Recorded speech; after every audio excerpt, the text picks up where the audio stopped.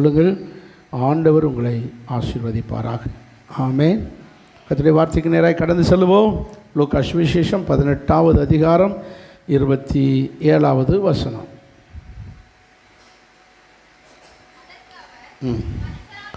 மனுஷரால் கூடாதவைகள் தேவனால் கூடும். மனுஷனால் கூடாதவைகள் தேவனால் கூடும். மனுஷனால் கூடாதவைகள் இருக்கு. அதனால தான் சொல்கிறார் மனுஷனால் கூடாதவைகள் தேவனால் கூடும். மத்தேயு சுவிசேஷம் 19வது அதிகாரம் 26வது வசனம்.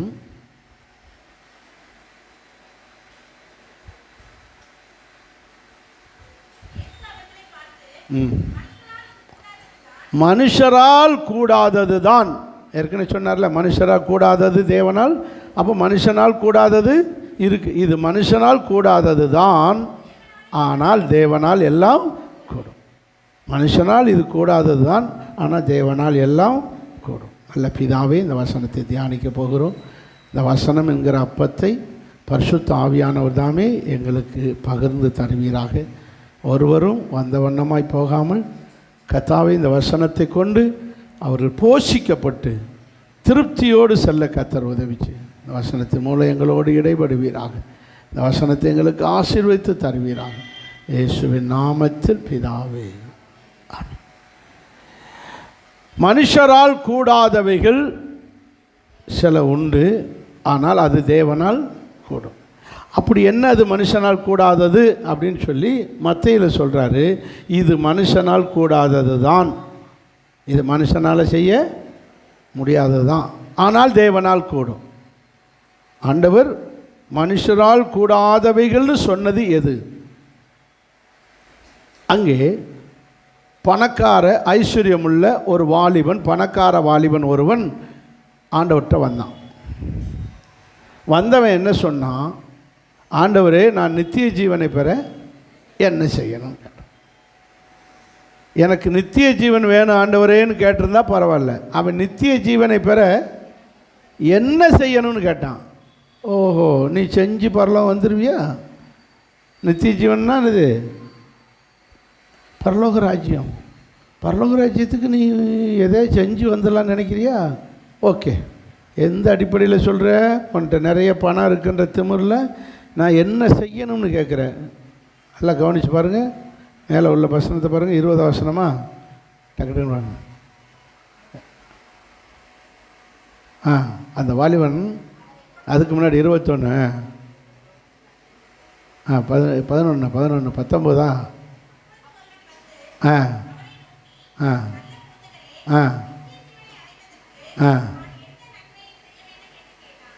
நித்திய ஜீவனை அடைவதற்கு நான் எந்த நன்மையை செய்ய வேணும்னு கேட்குறான் பாருங்க.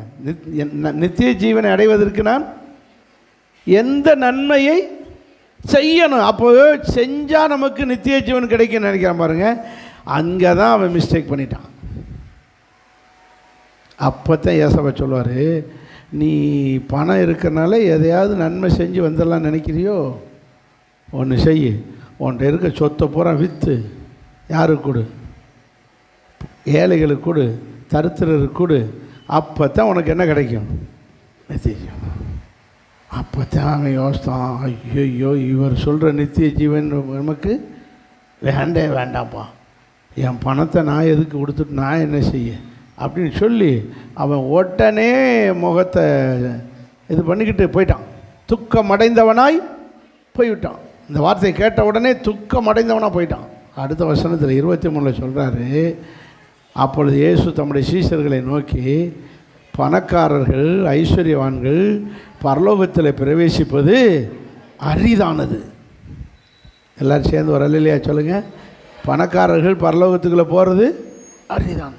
ஐயோ, ஐஸ்வர்யவான்கள் பணக்காரங்க பரலோகமே போக முடியாதா? இது என்னடா உபதேசம்? எப்படிடா? அப்படின்னா எவன் நம்ம பரலோகம்? ஏன்னா யூதர்களுக்குள்ளே பெரும்பாலும் பணக்காரங்களாக இருப்பாங்க. ஏழையே இருக்க மாட்டார். இருக்கக்கூடாதுன்னு தேவனுடைய திட்டம். ஏழையே இருக்க மாட்டார். ஏன்னா ஒரு விவசாயம் பண்ணுறியா, உன் வயலில் 6 வருஷம் வேலை செய்யணும். 7வது வருஷம் யாருக்கிட்ட கொடுத்துடணும்? விவசாயி ஏழைகிட்ட கொடுத்து அவன் விவசாயம் பண்ணான். கடை வச்சுருக்கியா, 6 வருஷம்தான் அவன் கடையை நடத்தணும். 7 வருஷம் கடை யாருக்கு கொடுக்கணும்? அந்த விவசாயி ஏழைக்கு கொடுக்கணும். அவன் அதில் கடை வச்சு பிழைப்பான். அப்படின்போது அவனும் ஏழையிலேருந்து ஏழை நிலைமையிலேருந்து மேலே வந்துடுவான். அப்போது அவங்களுக்குள்ள ஏழையே இருக்க மாட்டாங்க. எல்லாரும் நல்லா இருக்குன்னு நினைக்கிற கர்த்தர்.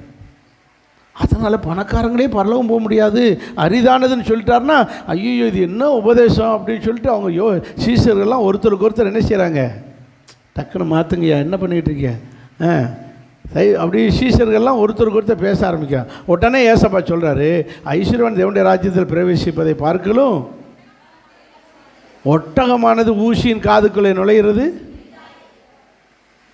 அப்போது அந்த அளவுக்கு ஐஸ்வர்யவான்கள் பரலோகத்துக்குள்ளே பிரவேசிப்பது அரிதானது.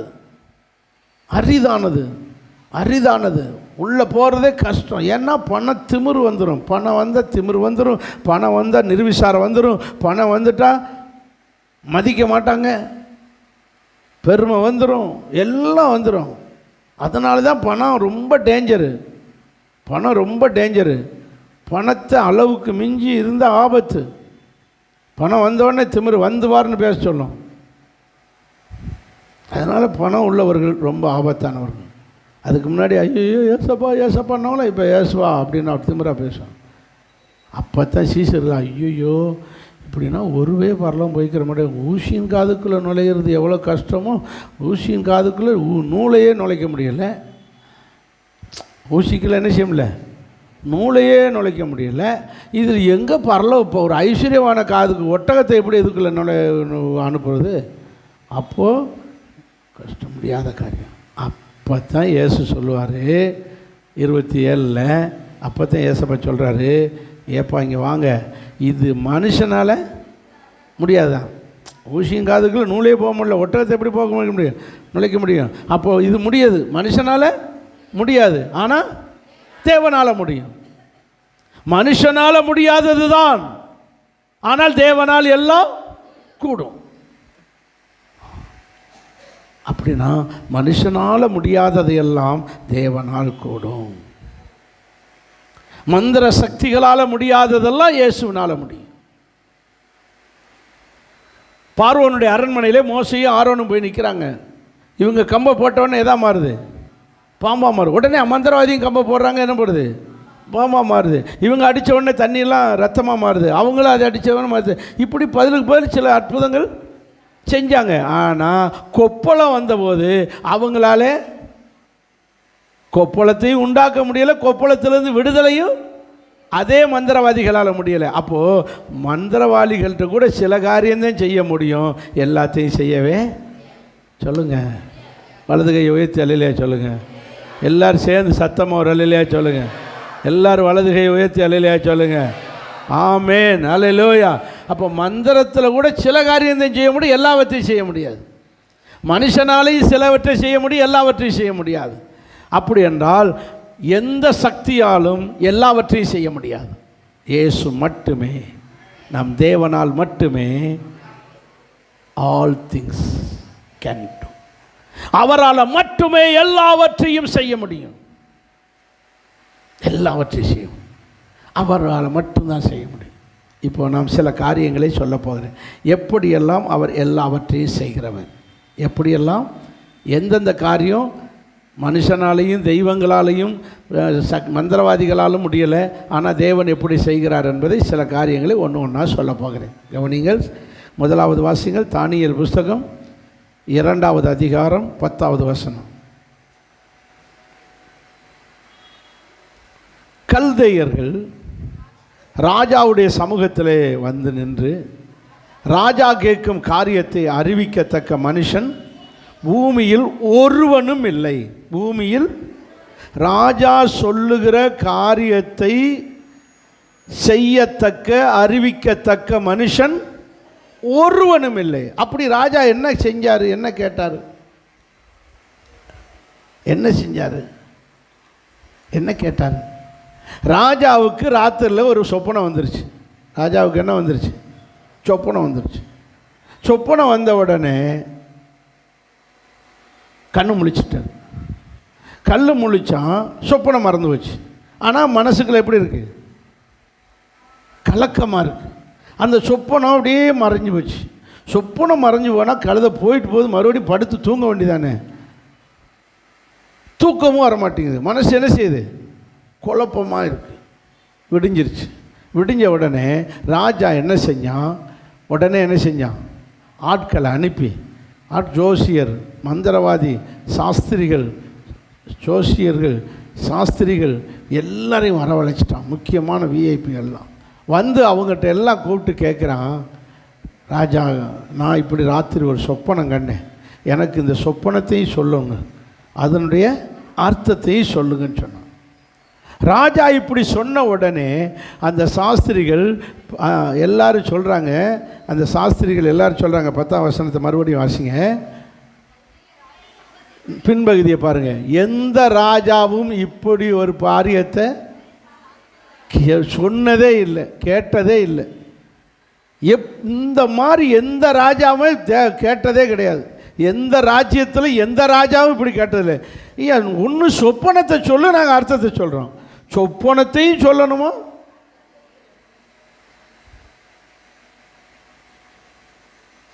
இது மனுஷனால் கூடாது. மனுஷனால் மட்டும் இல்லை, சோசியர்களால், மந்திரவாதிகளால், சாஸ்திரங்களால் ஒருவராலும் முடியாது. ஆனால் யாரால் முடியும் சொல்லுங்க? தேவனால் முடியும்.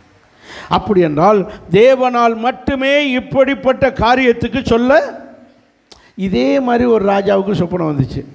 பார்வோன், அந்த ராஜாவுக்கு பேர் என்னது? பார்வோன். எகிப்திய ராஜா, எகிப்து தேசத்தினுடைய ராஜா. அவருக்கு இதே மாதிரி ஒரு சொப்பனம் வந்துச்சு. என்ன சொப்பனம் தெரியுமா? 7 நல்ல கொழுன்னு தூங்குகிற பஸ்ஸு, சாப்பிட்ற பஸ்ஸு. தூக்கம் வருது பார்த்தீங்களா? நான் கதை சொல்லிக்கிட்டு இருக்கேன், உங்களுக்கு தூக்கம் வருது. 2 கையும் வைத்து அல்லையிலே சொல்லுங்கள், அப்படின்னா தூக்கம் போயிடும். அப்போது நல்லா கவனிக்கணும். கொழுன்னு எத்தனை பஸ்ஸு? 7 பஸ்ஸு நிற்குது. அப்புறம் கொஞ்ச நேரத்தில் பார்த்தா ஒரு வக்கட்ட பசு இருக்குன்னா எலும்பு தோலுமாக இருக்கிற ஒரு மெல்லிஞ்ச பசு, 7 பசு மாடு வருது. அது வந்து இந்த நல்ல பசுவை அடிச்சு தின்றுது. இந்த 7 நல்ல கொழுன்னு இருக்கிற பசு அது அடிச்சு திங்குது. இப்படி தின்ன உடனே கண்ணு முழிச்சிட்டார். எப்படி இது நல்ல கொழுன்னு இருக்க பசுவை எப்படி இது தின்னுச்சு? எதுக்கு? இந்த அர்த்தம் என்ன இது ஒன்றும் புரியும். மறுபடியும் படுக்கிறார். அடுத்த ஒரு சொப்பனம். என்ன சொப்பனம்? நல்லா விளைஞ்சி 7 கதிர் அப்படியே அழகாக விட்டு நிற்கிது, விளைஞ்சி. அடுத்து ஒரு சாவி கதிர், அதாவது சரியாக விளையாத அந்த சாவி கதிர், இது போய் அந்த நல்ல கதிரை பூரா தின்றுச்சு. அதுவும் 7 தான். புரியலையே, என்ன அர்த்தம்னு புரியல. விடிஞ்சிருச்சு. விடிஞ்சோடனே எல்லா ஜோசியரையும் கூப்பிடு, 41ஆம் அதிகாரம், எல்லா ஜோசியரையும் கூப்பிடு, மந்திரவாதிகளை கூப்பிடு, சாஸ்திரிகளை கூப்பிடு, 50 பேரை அழைப்பித்து அவன் சொன்னான், இப்படி ஒரு சொப்பனத்தை கண்டேன், இந்த சொப்பனத்துக்கு அர்த்தத்தை சொல்லாவிட்டால் உங்கள் தலை நாளைக்கு உங்கள் உடம்புல இருக்காது. இவன் கொஞ்சம் நல்ல ராஜா. இவன் என்ன சொல்கிறான்? சொப்பனத்தை சொல்லிட்டு அர்த்தம் கேட்குறான். அவன் இருக்கானே நேபுகாத்நேச்சார், 2ஆம் அதிகாரத்தில் தானியேலில் வந்தவன், அவன் பாபிலோனிய ராஜா, அவன் சொப்பனத்தையும் சொல்லணுமா? சொல்லுங்க, அர்த்தத்தையும் சொல்லணுமா? எப்படி ஆளு பாருங்க, எப்படி ஆள். 2மே மனுஷனால் கூடலை, சோசியர்களால் முடியலை, மந்திரவாதிகளால் முடியலை, சாஸ்திரங்களால் கண்டுபிடிக்க முடியலை, இதனுடைய அர்த்தத்தை சொல்ல முடியலை. யாரால தான் முடிஞ்சது? தேவனால். தேவன் வந்து அங்கே யோசேப்புக்கு எல்லாவற்றையும் சொல்லி அதனுடைய அர்த்தத்தை சொல்லி அங்கே தேவனை அப்பத்தான் சொல்கிறான், இஸ்ரவேலின் தேவனே. இந்த யோசேப்பு கும்புற சாமி தான் உண்மையான சாமி, இவருக்கு தான் எல்லாம் முடியும். மனுஷனால் முடியாததெல்லாம் தேவனால் முடியும். இங்கே தானியேல்கிட்ட வாங்க. தானியேல்கிட்ட வந்தோடனே இவன் எனக்கு ஒரு நாள் டைம் கொடுங்க. யார் கேட்குறான்? தானியேல்கிட்ட 1 டே எனக்கு கொடுங்க, நான் போய் ஜெபம் பண்ணிட்டு வந்து சொல்கிறேன். அந்த நைட்டாக உட்காந்து என்ன செய்கிறாரு? தோத்திரன்னு தானியேல் ஜெபம் பண்ணுறாரு. ஜெபம் பண்ணி முடித்தோடனே கர்த்தர் தானியேலுக்கு சொப்பனத்தை காட்டிட்டார். என்ன சொப்பனம்? ஒரு மனுஷன் டங்குன்னு வந்து நிற்கிறான். அப்படி நின்ன உடனே தலைப்பகுதி பூரா சக்கன்னு அப்படியே தங்கம், வெளிநாட்டு தங்கம், சுத்த தங்கம், 916 வேறு என்ன பேர் வைக்கலாம், அப்படியே சக்கன்னு தலைக்கு மேலே அப்படியே தங்கம், அப்படியே தலை அப்படியே தங்கமாக இருக்குது. அதுக்கு பிறகு டங்குன்னு கீழே இறங்கி பார்க்குறாரு. அடுத்து இடுப்பு, ஷோல்டர் எல்லாமே வெள்ளியாக இருக்குது. அதுக்கு பிறகு பார்க்குறாரு. அப்புறம் வயிறு இந்த பக்கம் பூரா என்னது வெண்கலமாக இருக்குது. அதுக்கு பிறகு கீழே காலெல்லாம் பார்க்குறாரு, களிமண் இரும்புமாக இருக்குது. இப்படி ஒரு மனுஷன் வந்து நிற்கிறான். அப்போ தான் கர்த்தர் சொல்லுவார், இதுதான் அந்த பாபிலோனிய மன்னனாகிய நேபுகாத்நேச்சர் கண்ட சொப்பனம். இதுதான் அவன் கண்ட சொப்பனம். அந்த காலுக்கு அடியிலே ஒரு கல் வந்து அந்த அந்த காலில் மோத அந்த சொருபம் அந்த சிலை அப்படியே நொறுங்கி போச்சு. அப்படியா? சரிங்க ஆண்டவரே, இதனுடைய அர்த்தத்தை சொல்லணுமே, எனக்கு நான் என்ன சொல்ல? அப்போ அதை சொல்கிறார், இந்த தலைக்கு மேல் இருப்பது பாபிலோனிய சாம்ராஜ்யம், ஷோல்டர் என்பது மேதிய பெர்சிய சாம்ராஜ்யம், இந்த வயிற்று பகுதி வெண்கலமாக இருப்பது கிரேக்க மன்னனுடைய கிரேக்க சாம்ராஜ்யம், அடுத்து கால்கள் என்பது ரோம சாம்ராஜ்யம். இதை கிறிஸ்து என்கிற கல் வந்து மோதி அத்தனை சாம்ராஜ்யத்தை அழித்து கடைசியில் கிறிஸ்துவின் சாம்ராஜ்யம் இந்த உலகத்தை. புரிஞ்சவங்க ஒரு அல்லேலூயா சொல்லுங்க. இந்த அர்த்தத்தை அப்படியே காலையில் போய் நம்முடைய தானியேல் போய் அங்கே சொல்லுகிறார். அப்போ தான் சொல்கிறாரு, இது மனுஷனால் முடியாது, எந்த சக்தியாலும் முடியாது, எந்த மந்திர சக்தியாலும் முடியாது, எந்த அசுத்த ஆவிகளாலும் முடியாது, உங்களுடைய தேவனே தேவன், ஆண்டவர் ஒருவரே மறைபொருளை வெளிப்படுத்துகிற தேவன். மனுஷனால் முடியாதது 1 கொரிந்தியர் 2ஆம் அதிகாரம் 9-10 வருஷம்.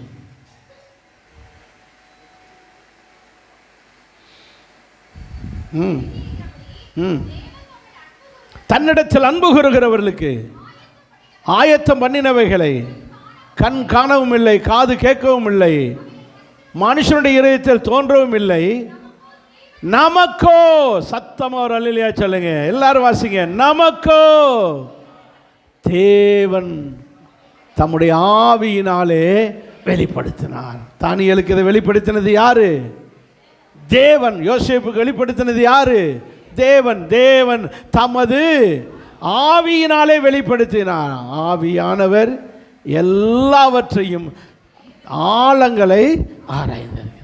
ஸோ நமக்கு ஒருவர் இருக்கிறார், நம்முடைய காரியங்களை வெளிப்படுத்துகிறவராக இருக்கிறார். இப்போ நீங்கள் நல்ல ஃபாஸ்டிங் ப்ரேயருக்கு வர்றீங்க, நீங்கள் ஜெபிக்கிறீங்க, உங்களுக்கு என்ன உண்டு? ஆசீர்வாதம் உண்டு. ஜெபிச்சதுக்கு என்ன உண்டு? சும்மாங்க ஓசியில் உழைச்சிட்டு சும்மா ஒரு கூலி வாங்காமல் போவோமா? வேலை செஞ்சதுக்கு என்ன உண்டு? ஜெபம் பண்ணியிருக்கு, இவ்வளோ நேரம் துதிக்கிறீங்க, டெய்லி வந்து 1 மணி நேரம் நல்லா துதிக்கிறீங்க, துதிச்சதுக்கு கூலி கொடுக்க வேண்டாமா? கொடுப்பார்ல. ஜெபிச்சதுக்கு கூலி இல்லாமல் போகுமா? ஆண்டவர் சும்மா விடுவாரா? இப்படி வந்து டெய்லி வந்து ஆண்டவரை துதிச்சு ஆராய்ச்சிட்டு போகிறீங்களே, கர்த்தர் அதுக்குரிய பலனை கொடுக்காமல் விடுவாரா? ஒன்றும் கொடுக்கலையே, தெரியலையே. அது தெரியாது. உங்கள் கண்ணு காணவும் இல்லை, என்ன தரப்போகிறாருன்னு கேட்கவும் இல்லை. ஆனால் கண்டிப்பாக ஒரு நாள் வரும். கண்டிப்பாக கர்த்தர் அதனுடைய காரியத்தை வெளிப்படுத்துவார். உங்களுடையதான முயற்சி, பிரயாசம் எதுவும் வீண் போகாது. தேவனை வந்து ஞாயிற்றுக்கிழமை ஆராதிக்கிறீர்கள், தசமபாகம் கொடுக்கிறீர்கள், நீங்கள் கொடுக்கிற காணிக்கைகள் எல்லாம் வீண் போகாது. நீங்கள் விதைச்சதை கண்டிப்பாக அதுக்குரிய பலனை தருவார். அது இப்போது உங்கள் கண்ணு காணாமல் இருக்கலாம், காது கேட்காமல் இருக்கலாம், கண்டிப்பாக அதுக்குரிய பலனை கர்த்தர் தருவார். நாங்கள் விதைக்காத இடத்துல அறுக்கிறவர்கள், கட்டாத அப்படி ஆட்களாக இருக்கீங்க, அது இந்த ஆண்டவற்றை பழிக்காது. விதைச்சா தான் அறுக்க முடியும். ஆமென். கொடுத்தா தான் கர்த்தர் தருவார். கொடுங்கள், அப்பொழுது அதையும் சொல்லுவாங்க. எங்கள் சர்ச்செல்லாம் கேளுங்கள் கொடுக்கப்படும் இருக்கும். உங்கள் சர்ச்சில் தான் சொல்லுங்கள், கொடுங்கள் கொடுக்கப்படும்.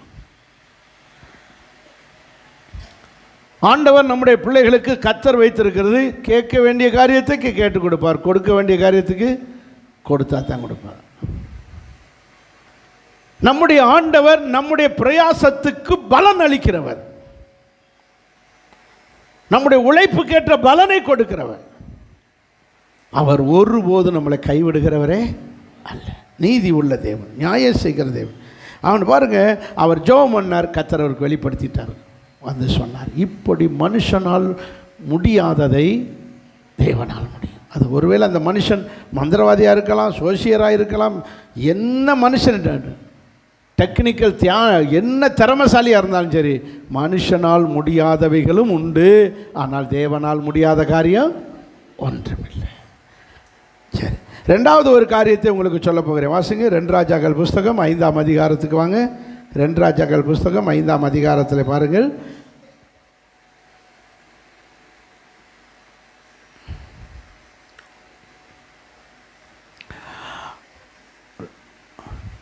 ஒன்றாம் வசனத்தை பாருங்கள், 2ஆம் வசனத்தை.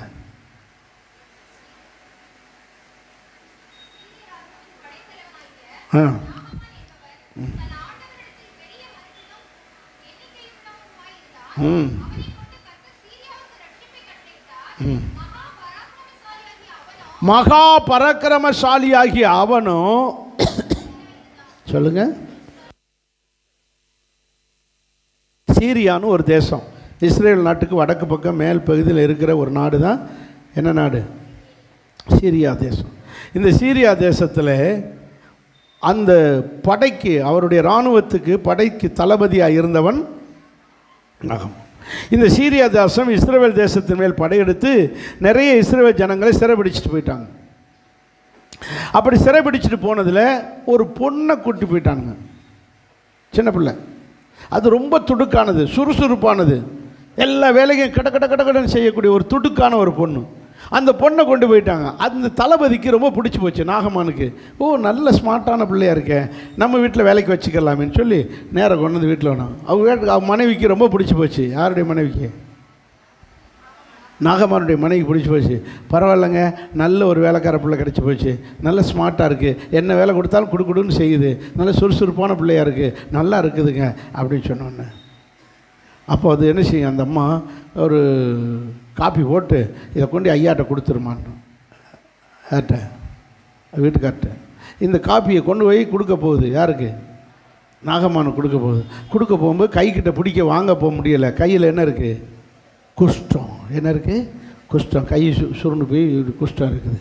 அப்போது அவர் கையில் வாங்க வரலாமல் இருந்த கையில் இருக்கிற குஷ்டத்தை பார்த்தோன்னே அவளுக்கு புரிஞ்சு போச்சு. அப்போ தான் போய் கேட்குறான், அம்மா ஐயாவை கையில் என்ன இருக்குது? குஷ்டம் இருக்குது. ஆமாம்மா, இப்படி குஷ்டம் இருக்குது. அப்படியா? இதுக்கு எங்கள் ஊரில் ஒரு மருந்து இருக்குது, எங்கள் ஊரில் ஒரு பாஸ்டர் இருக்கார், அவர்கிட்ட போய் ஜெபம் பண்ணிட்டீங்கன்னா உங்களுக்கு எந்த நோயும் போயிடுமான்னு. அப்படியாடா, அது என்னடா அப்படி? உடனே விசாரிக்கிறேன். ஆமாம், இஸ்ரவேலின் தேவன் அங்கே ஒரு தீர்க்கதரிசி இருக்கிறார், எலிஷா அவர் பேர், அவர்கிட்ட போனால் எல்லாமே எந்த நோயினாலும் போயிடும். அப்படி அற்புதம் செய்கிறார். எலியாவை விட எலிஷா ரொம்ப அற்புதம் செய்கிறார் அப்படின்னு ஃபேமஸான ஆகிடும். அப்படியா? உடனே இந்த தளபதி என்ன செய்கிறான்? ராஜா கிட்ட போகிறான். ராஜா, நான் இந்த மாதிரி இஸ்ரவேல் தேசத்தில் ஒரு பெரிய ஒரு பாஸ்டர் இருக்கார், அவர் பேர் எலிஷா, அவர்கிட்ட போய் நான் என்ன செய்யணும்? ஜெபம் பண்ண போகிறேன், எனக்கு இந்த மாதிரி குஷ்டத்துக்கு அவர்கிட்ட நல்ல மருந்து இருக்குன்றாரு, அவர் ஜெபம் பண்ண போகுன்றாங்க அப்படின்னானே. இங்கே வா, அவன் பாஸ்டர்னா என்னைய மதிக்க மாட்டான், என்னை யாருன்னு அவனுக்கு தெரியாது. நீ என்ன செய்ய, அந்த ராஜாவுக்கு ஒரு லெட்டர் எழுதுறேன், இஸ்ரவேல் தேசத்து ராஜாவுக்கு. இந்த லெட்டரை கொண்டு போய், இந்த நிருபத்தை கொண்டு போய் கொடுத்துரு, அவன் உனக்கு எல்லாம் செய்வானா. இப்போ வாசிங்க 6ஆம் வசனம். இஸ்ரவேலின் ராஜாவிடத்தில் வந்து நிருபத்தை கொடுத்தான். அந்த நிருபத்தில் என்ன எழுதியிருக்குன்னா, நிருபம்னா என்னது? கடிதம். கடிதத்தில் என்ன எழுதியிருக்குன்னா, உம்மிடத்தில் என்னுடைய ஊழியக்காரனாகிய தளபதியாகிய நாகமானை அனுப்பி வைக்கிறேன், நீர் அவனுடைய குஷ்டத்தை நீக்கி அவனை எப்படியாவது குணமாக்கி அனுப்பி வை. அல்லையா? சொல்லுங்கள். அவ்வளோதான், மண்டையை பிச்சுக்கிட்டேன். யார் சொல்லுங்கள்? ராஜா, இஸ்ரவேலின் ராஜா மண்டையை காய்ஞ்சு அவன் வஸ்திரத்தை கிழிச்சிக்கிட்டான் இருக்கு கீழே. அடுத்து வஸ்திரம், ஐயோ, குஷ்டரோகத்துக்கு எந்த காலத்தில் மருந்து உண்டு? அந்த காலத்துலேயும் கிடையாது, இன்னைக்கு வர கிடையாது. என்னென்னமோ டாக்டர்கள் என்னென்னமோ மருந்து கண்டுபிடிக்கிறாங்க, ஆனால் குஷ்டரோகத்துக்கு, கேன்சருக்கு கூட மருந்து கண்டுபிடிக்கிறேன்னு சொல்கிறாங்க. கேன்சருக்கு எங்கிட்ட மருந்து இருக்குது, இதை சாப்பிட்டா சரியாயிடும், அதை சாப்பிட்டா சரி. குஷ்டத்துக்கு இதுவரை கண்டுபிடிச்சலையா? சொல்லுங்கள். கிடையாது. அன்னைக்கும் கிடையாது, மோசே காலம் அந்த காலத்திலும் கிடையாது, இன்னைக்கு வர குஷ்டரோகத்துக்கு மட்டும் என்ன கிடையாது, அப்படிப்பட்ட குணமாக்க முடியாத ஒரு வியாதி குஷ்டம். நான் எப்படிரா குணமாக்குவேன் இந்த ஆளை? ஐயோன்னு மண்டையை பிச்சுக்கிட்டு அழுது ரொம்ப சோர்ந்து போயிட்டார் ராஜா, இஸ்ரவேலின் ராஜா. உடனே இவர் இப்படி சோர்ந்து போயிருக்காருன்னு தெரிஞ்ச உடனே எலிசாவுக்கு கர்த்தர் இங்கே வெளிப்படுத்துகிறார். உடனே பாஸ்டர் அசிஸ்டண்ட் ஆகிய கேஎஸ் அனுப்பிவிடுறான். உன்னிட்ட ஒருத்தன் வருவான், சீரிய தேசத்து தளபதி ஆகிய, நீங்கள் சொல்லிக்கிட்டு ஆமான்னு சொல்லணும் இல்லைன்னு சொல்லணும், பேரை சொல்லணும், அதுக்கு தெரிஞ்ச நாகமான் வருவான், அவனை என்கிட்ட அனுப்பிவிட்டு நான் பார்த்துக்கிறேன்றார். யார்? எலிசா. யார் சொல்கிறா? எலிசா. உடனே இவர் என்ன செஞ்சார், நல்லதாக போச்சப்பா, நீ பார்த்துக்க அந்த ஆளை எப்படியாச்சும் சொன்னமாக்கி விடுன்னு சொல்லி வந்த உடனே நாகமான என்ன செஞ்சான், ஐயா எங்கள் பாஸ்டர் அங்கே இருக்கார் மலை அடிவாரத்தில், அவர்கிட்ட போங்க, அவர் பேர் எலிசா, அவர் சரி பண்ணிடுவார். இப்போ நாகமான் நேராக அங்கே போய் நிற்கிறான். யாருக்கிட்ட? எலிசா கிட்ட. எலிசா என்ன உள்ளே வர வேண்டான்னு சொல்லு, அங்கேயே நிற்க சொல்லு, வாசலில் நிற்க சொல்லிட்டு கேஆசி அசிஸ்டண்ட் பேர் என்னது, கேஆசிட்ட சொல்கிறான். எலிசா சொல்கிறாரு, அந்த ஆளை அப்படியே வந்த பாதையிலே போக சொல்லு, போகிற வழியில் யோர்தான் ஆறு வரும், தண்ணி வரும், அதில் நல்லா முங்கி 7 தடவை முங்க சொல்லு, 7 தடவை முங்கிட்டு அப்படியே வீட்டை பார்த்து போக சொல்லு. எப்படி இருக்கும்? எப்படி இருக்கும்? நல்ல யோசனை. நான் என்ன கஷ்டப்பட்டு வந்திருக்கேன், எவ்வளவு 10 தாளந்து வெள்ளி கொண்டு வரான், பொண்ணு என்னென்னமோ வஸ்திரம் என்னென்னத்தையோ கொண்டுகிட்டு வரான், நான் என்ன இது பண்ணி வந்துக்கிட்டு இருக்கேன், இந்த ஆள் புசுக்குன்னு போய் தண்ணியில் முங்கிட்டு போன்னு சொல்கிறாரு. ஏயா எங்கள் ஊரில் என்ன தண்ணி இல்லையா? உங்கள் ஊர் யோர்தானை விட எங்கள் தண்ணி எவ்வளோ நல்ல தண்ணி, 2 நதியை சொல்கிறான் பாருங்கள், வாசிங்க 12ஆம் வசனத்தில். தமஸ்கு நதிகளாகிய ஆப்னாவும் பர்பாவும் நல்ல தண்ணி அல்லவா எங்கள் ஊரில் இருக்கு. எங்கள் ஊர் ஆற்றில் எப்படி தண்ணி போகுது? இப்படி நல்ல தண்ணி உள்ள ஆற்றை விட்டுட்டு உங்கள்கிட்ட வந்தால் யோர்தானில் வந்து முங்கி குளிக்குவான், 7 தடவை முங்குவான். ஏயா என்னென்னு மருந்து இருந்து ஏதாவது போட்டு இப்படி தடை விட்டு மருந்து எண்ணெய் பூசி என்ன பண்ணி அனுப்புவார்னு பார்த்தா தண்ணிக்குள்ளே முங்க சொல்கிறாரு. பயங்கர கோவம். யாருக்கு? நாகமானுக்கும். கட்டு கோவத்தோட வண்டி எடுறா, புறப்படுறா, ரதம் குதிரையை திருப்பிட்டான், கட்டுன்னு. உடனே நம்மால் ஓடி வந்தான். யார்? கேஎஸ்சி அசிஸ்டண்ட் ஓடி வந்தான். ஐயா நிப்பாட்டுக்கு, ஒரு நிமிஷம் நிப்பா. என்ன சொன்னார் உங்கள் பாஸ்டர்? என்ன எதுவும் மந்திரிச்சு கொடுத்து விட்டாரா, ஜெபம் பண்ணி கொடுத்து விட்டாரா? அப்படிலாம் இல்லையா, கொஞ்சம் நில்லுங்க. என்ன சொன்னார்? என்ன சொல்லு சீக்கிரம் சொல்லு. ஒன்றும் இல்லை, இருங்க, அவர் உங்கள்கிட்ட என்ன சொல்லிட்டாருன்னு நீங்கள் இப்படி கோவிச்சிட்டு போறிய? ஒரு 10 லட்சம் கேட்டால் கூட கொடுத்துருப்பிய.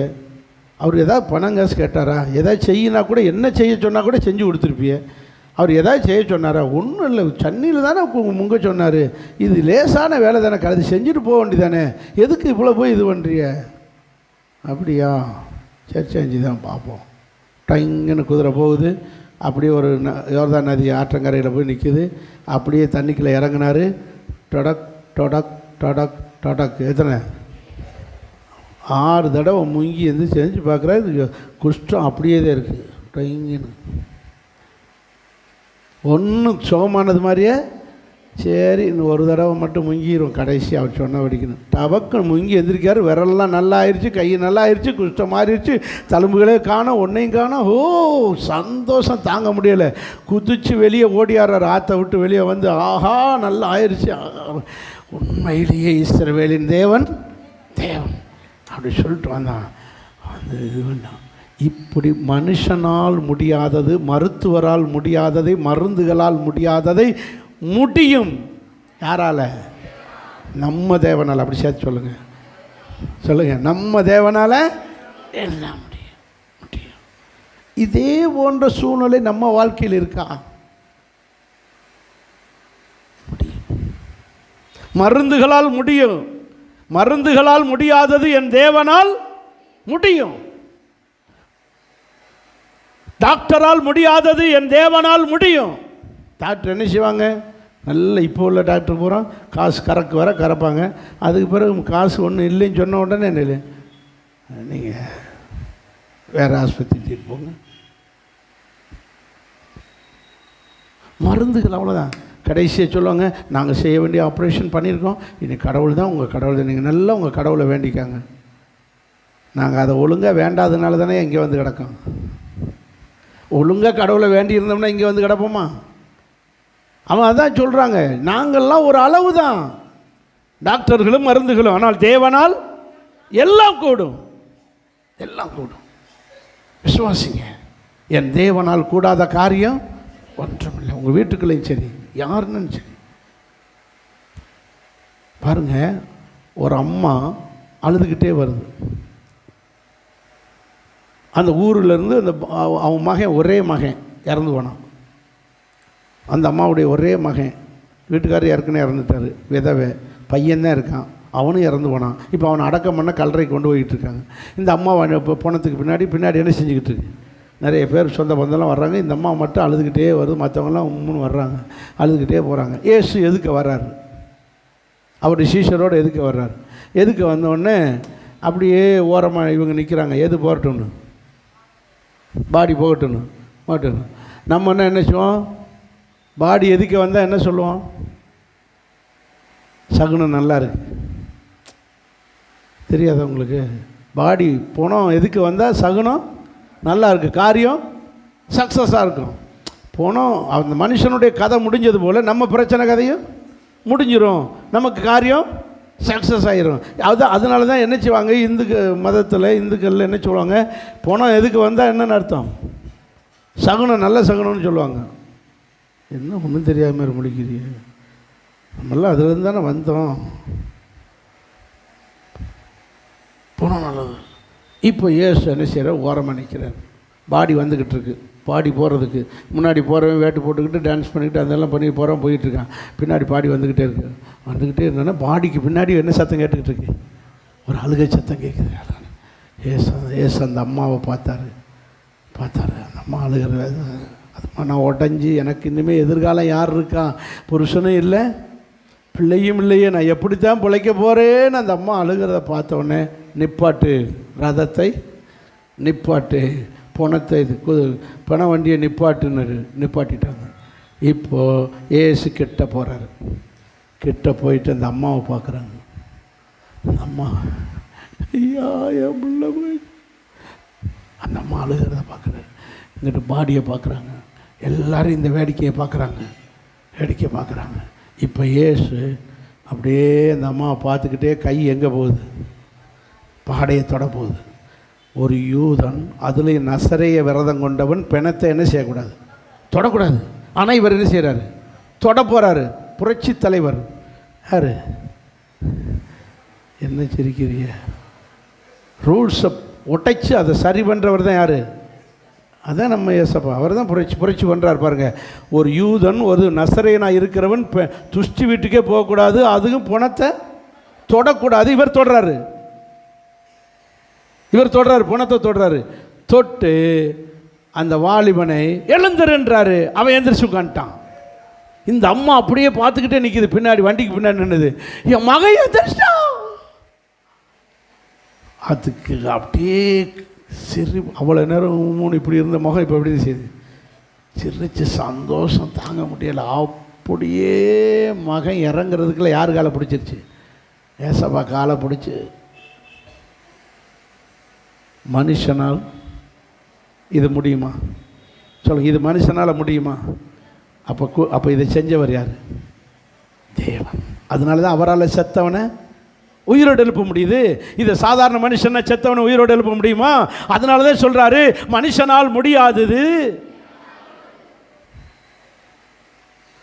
இதே மாதிரி மேட்ரு உங்கள் வீட்டில் இருக்குது. எங்கள் வீட்டில் யாரும் சாகலையே ஃபஸ்ட்டு. பிரச்சனைகள் செத்துறதுக்கு சமமாக கிடக்கு. இனிமே இவனை திருத்தவே முடியாது, இனிமே இந்த பிரச்சனை தீரவே தீராது, அது முடிஞ்சு போன கதை ஃபஸ்ட்டு. இனிமேல் அதெல்லாம் இனிமேல் நடக்குமா? அப்படி டெட் பாடிக்கு சமமான காரியங்கள் நடக்கிறது. என் இயேசு வருவார். மனுஷனால் முடியாதது தான் என் இயேசு வந்து உங்களை முடிஞ்சதை துவைக்க வைப்பா. அல்லேலூயா. வாழ்க்கை முடிஞ்சதுன்னு நினைச்ச வாலிபனுக்கு வாழ்க்கையை துவைக்கி வச்சா. ஒரு வியாதியை குணமாக்க முடியாதா? உடம்புக்கே முழுசு செத்து போன உடம்புக்கே உயிரை தந்து வாழ வைக்கிற தெய்வம் ஒரு வியாதியை குணமாக்கி சரியாக்க முடியாதா? மனுஷனால் முடியாதது தான் என் தேவனால் எல்லாம் கூடும். சொல்லுங்க, எல்லாம் கூடும். ஆமென், அல்லேலூயா. நான் இன்னொரு காரியத்தை உங்களுக்கு சொல்ல விரும்புகிறேன். வாசிங்க, மத்தேயு மார்க் அதிகாரம் 5ஆம் அதிகாரத்தில் 26ஆம் வசனத்தில்,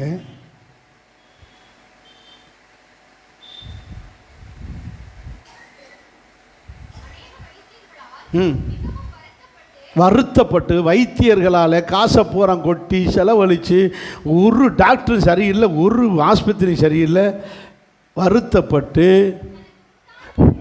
தனக்கு உண்டான சொத்துக்களை, அப்படி சேர்த்துக்க, தனக்கு உண்டான சொத்துக்களை பூரா விற்று எல்லாத்தையும் செலவழித்தும் கொஞ்சம் கூட குணமடையாமல் அருக வருத்தத்தோடு ஒரு அம்மா உட்காந்துக்கிட்டு இருக்கு. எல்லா பணமும் போச்சுங்க. இனிமேல் எந்த ஆஸ்பத்திரியில் காட்ட, இன்றைக்கி ஆஸ்பத்திரியில் காட்டுறதுக்கெல்லாம் பணம் இல்லை, எல்லா பணமும் போச்சு.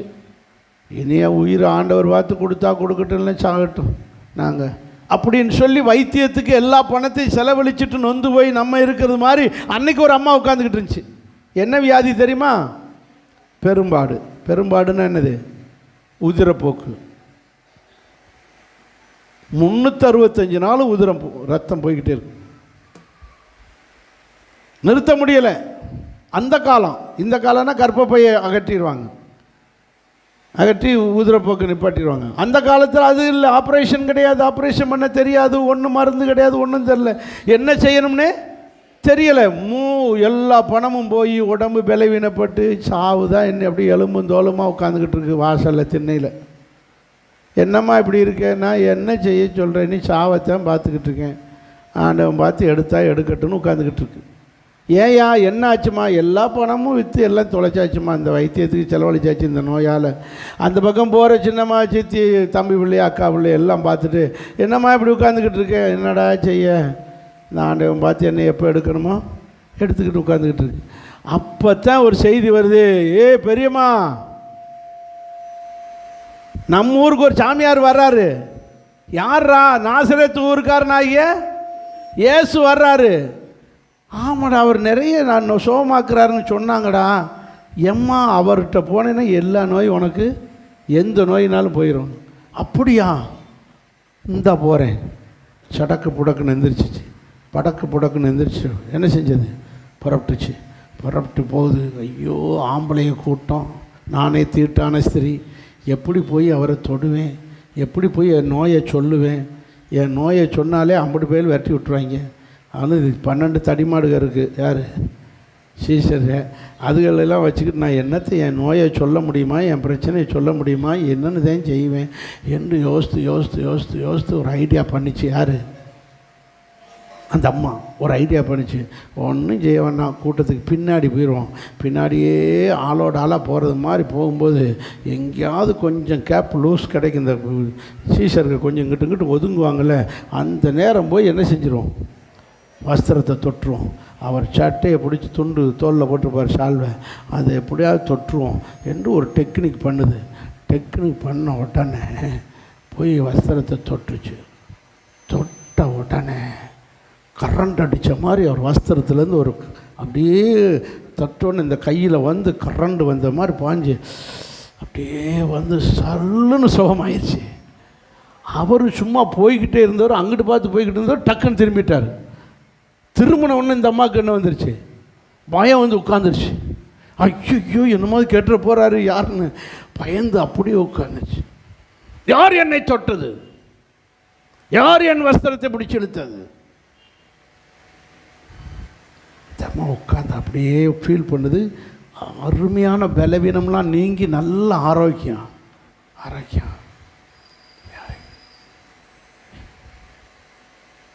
ஐயா, நான் தான் தொட்டேன். உன் விசுவாசம்தான் உன்னை ரட்சித்தது. எப்படி சொல்கிறாரு? உன் விசுவாசம்தான் உன்னை ரட்சித்தது.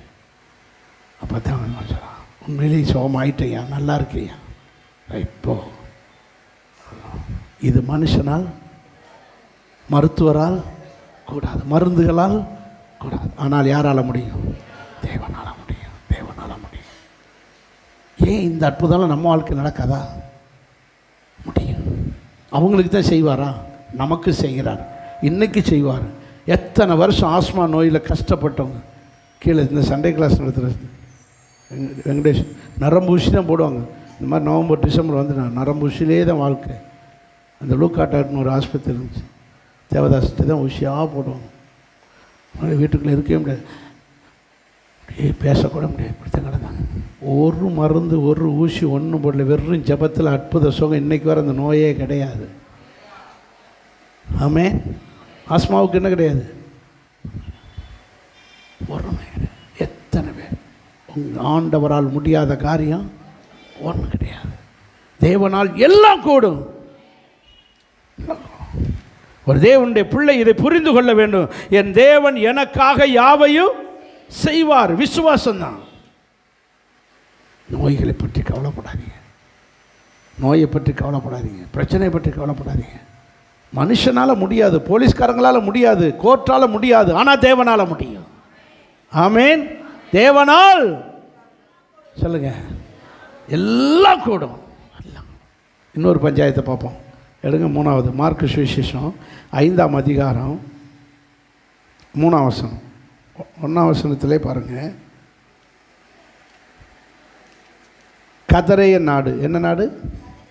கொஞ்சம் கதருங்க. கதரேய நாடு. என்ன நாடு? கதரேய நாட்டில் இயேசு படகை தனியாக எடுத்துக்கிட்டு, சீசர்கள் எல்லாம் கூப்பிடாமல் தான் மட்டும் ஒரு படகை எடுத்துக்கிட்டு அவர் அந்த நாட்டுக்கு போகிறார். எந்த நாட்டுக்கு? அவர் படகிலிருந்து இறங்கிட்டார். அந்த அக்கறைக்கு போய் அந்த நாட்டில் போய் இறங்கிட்டார். இவர் மட்டும்தான். இது ஒரு கலிலேயா கடல். நான் சொல்ல பாருங்கள், இது என்னது? கலிலேயா கடல். அப்படியே 9 மைல் நீளம், 13 மைல் அகலத்தில் இருக்கிற ஒரு பெரிய கடல் மாதிரி. அந்த கரையே பார்க்க 9 மைல். இங்கேருந்து ஸ்ரீவில்லிபுத்தூர் மாதிரி இது 9 கிலோமீட்டர் தானே. 9 மைல்னால் பார்த்துக்கங்க. அவ்வளோ தூரத்துக்கு இருக்கிற இங்கேருந்து பார்த்தா அந்த கரை தெரியுமா? ஸ்ரீவில்லிபுத்தூரே தெரியாது கரை. அப்போ இவ்வளோ பெரிய கடல், கடல் மாதிரி இருக்கிற அந்த கரையை பார்க்க முடியாமல் இருக்கிறனால தான் அதுக்கு பேர் என்னது? கடல். அப்படிப்பட்ட ஒரு கடல். அப்போ இயேசு இந்த கரையில் ஒரு கரையில் ஏறி அந்த கதிரைய நாடுன்னு இன்னொரு கரைக்கு போயிட்டார். அங்கே போனால் எதுக்கு போனார்னா, போய் கரையில் இறங்கின உடனே 2ஆம் வசனத்தில் அசுத்தாவி உள்ள ஒரு மனுஷன் பிரேத கல்லறையிலிருந்து அவருக்கு அங்கே எதிர்த்து போய் இறங்கினது. அந்த கரையில் இறங்கின உடனே அந்த பகுதியில் என்ன இருக்குது? கல்லறை தோட்டம் இருக்குது. அந்த கல்லறை தோட்டத்துக்குள்ளே ஒருத்தர் கல்லறைக்குள்ளே உட்காந்துக்கிட்டு இருக்கான். ட்ரெஸ்ஸு கிடையாது. கல்லுகள் எடுத்து தானே என்ன செய்வான்? யாரும் அடிக்க வேண்டாம், அவனே காயப்படுத்திக்கிறோம். அவனே காயப்படுத்திக்கிட்டு உட்காந்துக்கிட்டு இருக்கான். அவனை இவங்க சொந்த பந்தங்கள்லாம் பிடிச்சி என்ன செஞ்சாங்க? இப்படி ட்ரெஸ் இல்லாமல் அலையிறான்னு சொல்லும்போது அவங்க வீட்டுக்காரங்களுக்கெல்லாம் கொஞ்சம் கேவலமானதான் இருக்கும். உங்கள் வீட்டுக்காரர், உங்கள் சித்தப்பாங்க, அண்ணன் இப்படி அலையுது முட்டு ட்ரெஸ் இல்லாமல் அலைஞ்சிக்கிட்டு இருக்கு, நீங்கள்லாம் என்ன இப்படி இருக்கீங்க அப்படின்னு அதுக்காகவே பிடிச்சி கொண்டு வந்து சங்கிலினால் கட்டி ட்ரெஸ் பண்ணி விடுவாங்க. இப்படி வச்சு பார்த்தாங்க, ஒரு நிமிஷத்தில் சங்கிலியை பூரா அத்தெறிஞ்சிரும். இரும்பு கம்பிகளை, இரும்பு சங்கிலியவே அத்தெறிகிறான்னா அப்போ எப்படிப்பட்ட ஆள் பாருங்கள். அங்கே வேத வசனம் சொல்லுகிறது, அவனை அடக்க. வாசிங்க அந்த வசனத்தை பாருங்கள். 3ஆம் வசனத்தில் சங்கிலினால் கட்டி வச்சிருந்தாலும் ஒருவனாலும் கூடாது. அவனை சங்கிலியில் கூட கட்டி அடக்க ஒருவனாலும் முடியாது. இன்னைக்கு நிறைய வீட்டுக்களை இப்படித்தான் அடக்க முடியாத நிறைய கேஸ் இருக்கு. நீங்கள் என்னத்தை போட்டு கட்டி அடங்கவே மாட்டோம். அடங்காத 1-2 அசுத்தாவி பிடிச்ச ஆள் வீட்டுக்குள்ளே கிடக்குது. யாருன்னு உங்களுக்கு தெரியுமே? உங்கள் வீட்டுக்குள்ளே பாருங்கள், என்ன சொன்னாலும் கேட்க மாட்டாங்க. அவங்க ஒன்றுக்கு கட்டுப்பட்டு வர மாட்டாங்க. தூங்க சொன்னால் முழிச்சிருப்பாங்க, சாப்பிட சொன்னால் எல்லாம் முரண்டு பண்ணிக்கிட்டு இருப்பாங்க. ஒன்றுக்கும் ஒத்து வரவே மாட்டாத அடங்காத சங்கிலியில் விட்டுச்சு கட்டினா கூட கட்ட முடியாது. இருந்தாலும் என் இயேசு அடக்குவா. மனுஷனால் அவங்கள திருத்தவே முடியாது. உங்கள் கணவரை குடிக்கக்கூடாதுன்னா குடிப்பாங்க, பிரச்சனை இப்படி சண்டை போடக்கூடாதுன்னு சண்டை போடுவாங்க. அடங்காத ஒரு அசுத்தாவி பிடிச்ச ஒன்று இருக்குது.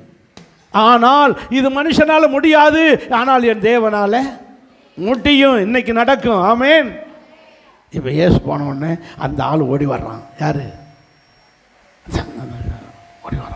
அவனே வாலண்டியராக எதுக்கு வர்றான்? யாருக்கிட்ட? ஏசுக்கிட்ட. ஏசு உங்கள் வீட்டுக்கு வந்துட்டார்னா அவரே வாலண்டியராக நம்ம சர்ச்சுக்கு வந்துடுவார். யார்? ஒன்று அடங்காமல் வீட்டில் கிடக்க, அது ஆம்பளையாக இருக்கலாம் பொம்பளையாக இருக்கலாம், யாருன்னு தெரியாது, ஆனால் அவங்க சர்ச்சுக்கு வந்துடுவாங்க. கத்தர் சந்திக்கணும்னு வச்சு முடிவு எடுத்துட்டாருன்னா, தொட்டணும்னு நினச்சிட்டாருன்னா, கத்தர் அவர்களை திருத்தணும்னு நினச்சிட்டாருன்னா, அவர்களை அடக்கணும் முடிவு எடுத்துட்டாருன்னா தன்னால் சர்ச்சுக்கு வருவார்கள். ஆமேன். இயேசு அவங்கள தேடி போவேன்னா அவங்களே இயேசுவை தேடி வருவாங்க. நீ சர்ச்சுக்கு வாங்கன்னு கூப்பிடுவேன்னா அவங்களே நானும் வரேன்னு வருவாங்க. ஆமேன்னு சொல்ல மாட்டேன். வாசிங்க. அவன் அநேக தர விலங்குனால் சங்கனை கட்ட அவனை ஒருவனாலும் கூடாது இருந்தது. இரவும் பகலும் அப்படியே இருந்தான். இயேசுவை தூரத்தில் 6ஆம் வசனம், இயேசுவை தூரத்தில் கண்டபோது ஓடி வந்து அவரை பணிந்து கொண்டு, இயேசுவே உன்னதமான தேவனுடைய குமாரனே, எனக்கு உங்களுக்கு என்ன, என்னை வேதனைப்படுத்தாதபடிக்கு எனக்கு ஒரு உதவி செய்யுங்க. இப்போ என்னன்னா, யாருக்குமே பணியாத இந்த நபர் யார்கிட்ட வந்து பணிகிறான் சொல்லுங்கள்? ஏசப்பாட்ட அப்படியே பணிகிறான் பாருங்க. அப்படியே பணிகிறான். ஒருவனுக்கு அடங்காதவன் ஏசுக்கு அடங்குவான். ஒருவற்றையும் பணியாதவன் ஏசப்பாட்ட பணிவான். மனுஷனால் அடக்க முடியாதெல்லாம் தேவனால் அடங்கும். ஆமேன். படிஞ்சிட்டு நல்லா கவனிக்க வேண்டிய ஒரு சத்தியம், ஏசு அவனை அந்த அசுத்த ஆவியிலிருந்து வெளியேற்றினான். 8ஆம் வசனத்தை பாருங்கள். அவர் அவனை நோக்கி, அசுத்த ஆவியே இந்த மனுஷனை விட்டு புறப்பட்டு போ. சத்தமாக ஒரு அல்லேலூயா சொல்லுங்க. உங்கள் வீட்டுக்குள்ளே இருக்கிற உங்கள் வீட்டுக்காரரோ உங்கள் பிள்ளைகளோ அல்லது உங்கள் மனைவியோ எல்லாம் நல்லவங்க தான். அவங்க இப்படி சண்டை போடுறதுக்கு காரணம், இப்படி பிரச்சனை பண்ணுறதுக்கு காரணம், அவன் அடங்காமல் இருக்கிற காரணம், குடிக்கிறதுக்கு காரணம், அல்லது சண்டை போடுறதுக்கு காரணம், எல்லாம் நஷ்டப்படுத்துறதுக்கு காரணம். பரவாயில்ல, கண்டுபிடிச்சிட்டே. அப்போது அசுத்தாவியினால தான் அவர்கள் இப்படி இருக்கிறார்கள். அந்த ஆவி வெளியேறிடுச்சுன்னா அவங்க நல்லவங்களாயிருவாங்க. இந்த நாள் அந்த ஆவியை வெளியேற்றுகிற நாள். ஆமென். மனுஷனால் முடியாது, ஆனால் தேவனால் முடியும். முடியும். இடையில உள்ளே வந்த ஆவி தானே, போகிறதுக்கு எவ்வளோ நேரம் ஆயிரும்? அந்த ஆவி போன உடனே அவனாக பாருங்கள், அவனாக பார்த்து அவனுக்கு எங்கேருந்து தான் ட்ரெஸ்ஸு வந்ததுன்னு தெரியல, ட்ரெஸ்ஸை போட்டு விட்டார். ட்ரெஸ்ஸை போட்டு வஸ்திரம் தெளிந்தவனாய் நல்லா உட்காந்து அழகாக ஜம்முன்னு உட்காந்துக்கிட்டு இருக்கான். சொந்தக்காரங்களாம் பார்த்துட்டு ஆச்சரியப்படுறாங்க.